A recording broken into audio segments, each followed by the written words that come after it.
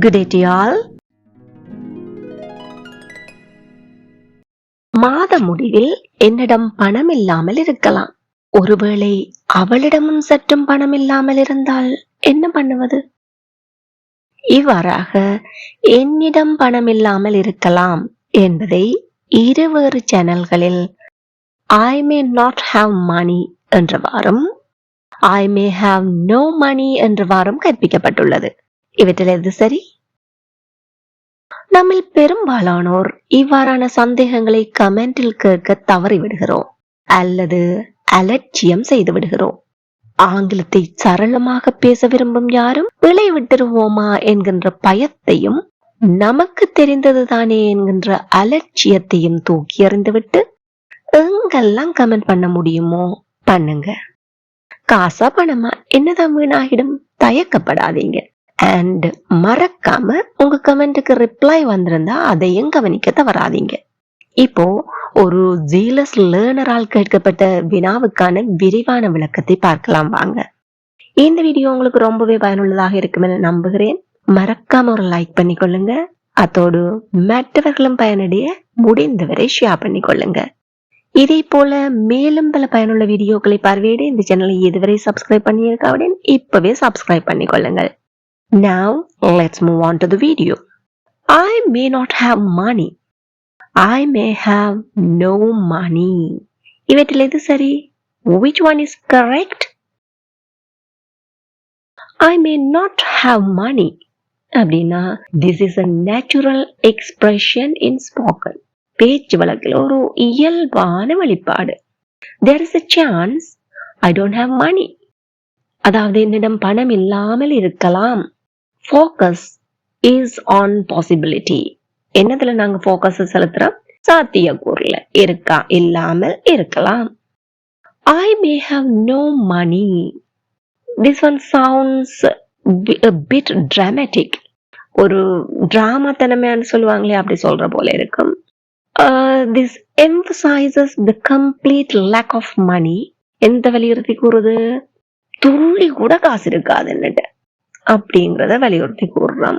And this is used for strong emotional impact. அதை இட்டு அந்த சாத்திய கூறிட்டு நான் ரொம்ப வருத்தப்படுறேன், எமோஷனலி ஃபீல் பண்றேன்ன்றதையும் காட்டு. அதாவது என்னிடம் சற்றும் பணம் இல்லாமல் இருக்கலாம், ஒரு பொட்டு காசு கூட இல்லை அப்படின்னு எல்லாம் சொல்லுவாங்க இல்லையா, அதைத்தான் குறிக்கும். இப்போது நாம் மேலும் பல உதாரண வாக்கியங்களுடன் முழுமையான விளக்கத்தை பெற்றுக்கொள்வோம். நாளை புத்தகம் வாங்க என்னிடம் பணம் இல்லாமல் இருக்கலாம். ஒரு பாசிபிலிட்டி ஒன்று நான் சொல்றேன்.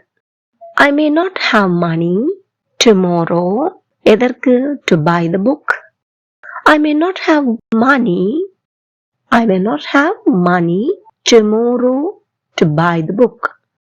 எங்களோட சேர்ந்து சொல்லி பாருங்க.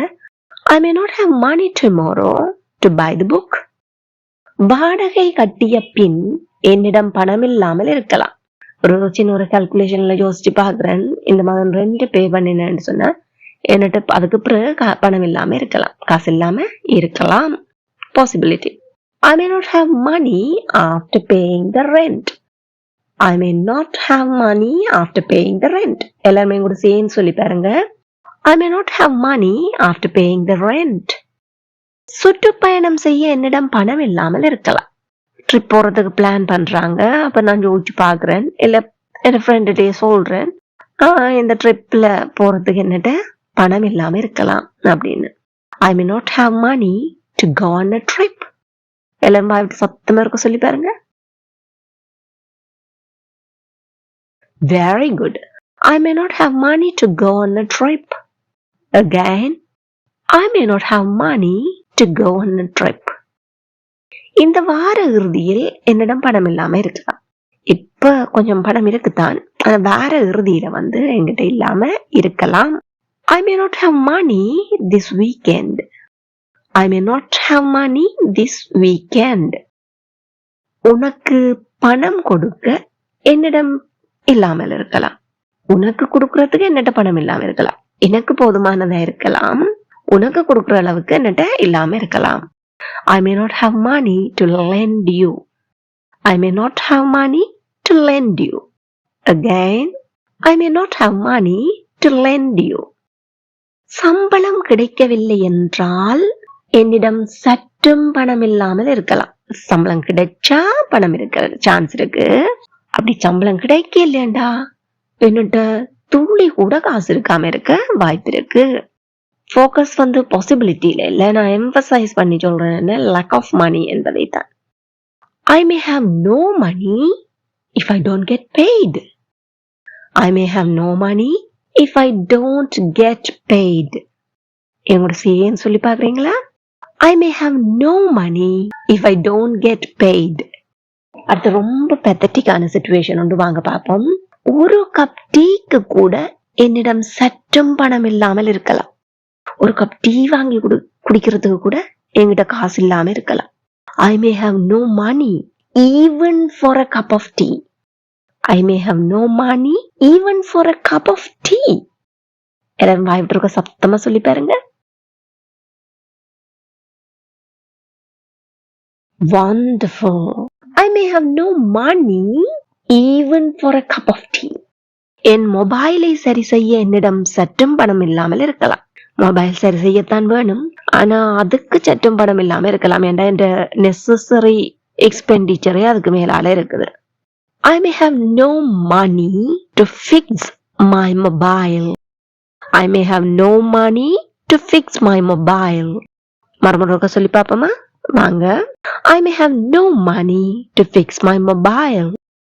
வைத்தியசாலை செலவுகளுக்கு பிறகு என்னிடம் சற்றும் பணம் இல்லாம இருக்கலாம். ஹாஸ்பிட்டல் எக்ஸ்பென்சஸ் இருக்குது, அதை செய்து முடிச்சிட்டேன்னா அதுக்கு பிறகு என்கிட்ட துளி காசு கூட இல்லாம இருக்கலாம். I may have no money after the hospital expenses. I may have no money after the hospital expenses. Once again, I may have no money after the hospital expenses. என் பிள்ளைகளின் பள்ளி கட்டணத்திற்கு என்னிடம் சற்றும் பணம் இல்லாமல் இருக்கலாம். ஏன்னா அதை விட எனக்கு சாப்பாட்டு செலவு அதை தண்டே முக்கியமானது இருக்கு. பள்ளி செலவு முக்கியமா இருந்தாலும் அதுக்கு சற்றும் பணம் இல்லாம இருக்கலாம். I may have no money for my children's school fees. I may have no money for my children's school fees. இங்கு I என்பதற்கு பதிலாக நாம் விரும்பிய எழுவாயை போட்டு பயன்படுத்திக் கொள்ள முடியும். No worries about singular plural. ஏன் may என்பது ஒரு மாடல் வெர்ப். மாடல் வெர்ப்ஸ் பயன்படுத்தும் போது எங்களுக்கு சிங்குலர் ப்ளூரல் என்கின்ற பிரச்சனையே இல்லை.